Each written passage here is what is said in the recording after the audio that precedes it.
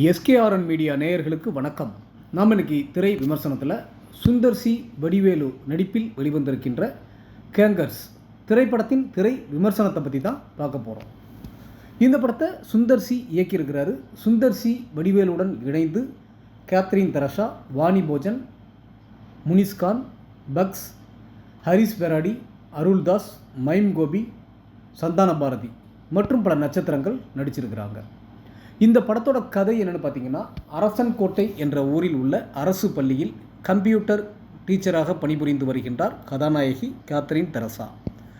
கதாநாயகிக்கு பிடித்த பள்ளியில் நன்றாக படிக்கும் மாணவி திடீரென்று மர்மமான முறையில் காணாமல் போகின்றாள்.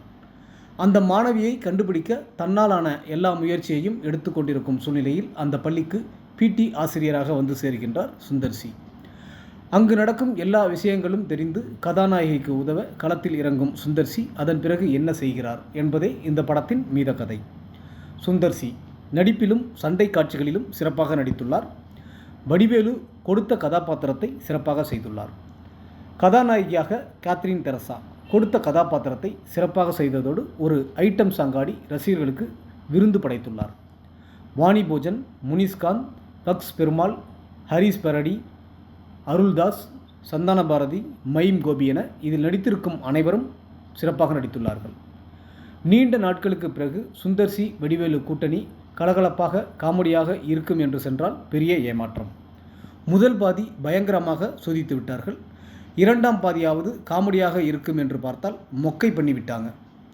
வடிவேலு பெண் வேடமிட்டு கிளைமேக்ஸில் தியேட்டரில் நடக்கும் 10 நிமிடம்தான் ரசிக்க வைக்கின்றது. ஏகப்பட்ட காமெடியன்கள் இருந்தும் சிரிப்புக்கு பஞ்சமாகிவிட்டது. சத்யாவின் இசையில் பாடல்கள் ரசிக்கும்படி இல்லை. கிருஷ்ணசாமியின் ஒளிப்பதிவு படத்திற்கு பெரிய பலம். அரண்மனை 4, மதகஜ ராஜா என அடுத்தடுத்து 2 வெற்றிகளை கொடுத்த சுந்தர் சி வடிவேலுவுடன் நீண்ட நாட்களுக்கு பிறகு இணைந்து கொடுத்திருக்கும் கேங்கர்ஸ் படத்தை ரசிக்கும்படி கொடுத்திருக்க வேண்டாமா? ரசிகர்களுக்கு பெரிய ஏமாற்றமே.